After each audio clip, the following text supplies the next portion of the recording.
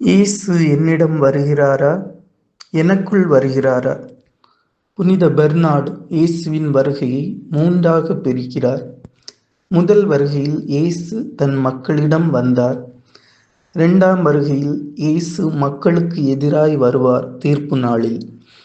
இடை வருகையில் இயேசு தன் மக்களுக்குள் வருகிறார்.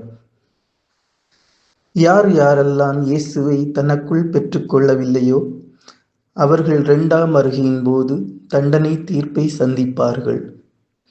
யோவான் 5:24 என் வார்த்தையை கேட்டு என்னை அனுப்பியவரை நம்புவோர் நிலை வாழ்வை கொண்டுள்ளனர்.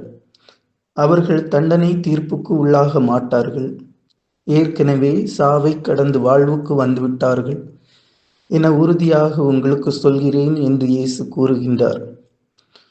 நாம் இப்போது உண்மையான கிறிஸ்துமஸ் விழாவைத்தான் கொண்டாடுகிறோமா? வெறும் வெளி ஆடம்பரம் இயேசுவை நமக்குள் பெற்றுத்தராது. நாம் குடில் கட்டுவதும் ஸ்டார் கட்டுவதும் புத்தாடை அணிவதும் இயேசுவை பெற்று தந்து விடாது. யாரெல்லாம் பாவ அறிக்கை செய்து இறைவனுக்கு உகந்த வாழ்க்கை வாழ்கிறார்களோ அவருக்குள் தான் இயேசு வருவார். இயேசுவை அநேகர் சென்று தொட்டார்கள், ஆனால் ஏன் அனைவரும் குணமாகவில்லை? ஏனென்றால் அவர்கள் இயேசுவுக்கு உகந்த வாழ்க்கை வாழவில்லை. இயேசு நம்மிடம் நம்பிக்கையை விரும்புகிறார். லூக்கா 18:8 மானிட மகன் வரும்போது மண்ணுலகில் நம்பிக்கையை காண்பாரோ என்றும், லூக்கா 8:25 உங்கள் நம்பிக்கை எங்கே என்றும் இயேசு சொல்கிறார். நாம் இயேசு மீது கொண்டுள்ள நம்பிக்கையே நமக்கு வாழ்வை தருகிறது.